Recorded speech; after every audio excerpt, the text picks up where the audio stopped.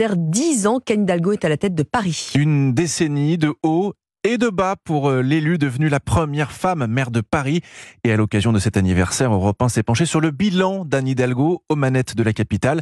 Et Alexis de la Fontaine, on peut le dire, il est très mitigé. Oui, Anne Hidalgo vante 10 ans de transformation à la tête de la mairie de Paris, mettant en avant l'augmentation du nombre de logements sociaux ou la création de pistes cyclables.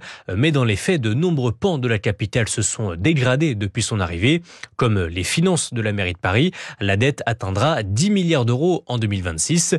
Autre ombre au tableau pour Anne Hidalgo, l'insécurité grandissante, selon l'élu d'opposition Les Républicains, Aurélien Véron. La mairie a accueilli à bras ouverts beaucoup de migrants qui étaient dans des situations très difficiles. Donc Paris s'est rempli de beaucoup de campements, de gens qui sont désespérés. Ça crée une vraie insécurité générale à Paris, face à une mairie qui, je rappelle, n'a voulu d'une police municipale qu'en 2020, très tardivement. Une police municipale pour rassurer les Parisiens et tenter de stopper leur fuite de la capitale. Ils sont près de 150 000 à avoir quitté Paris depuis la crise du Covid.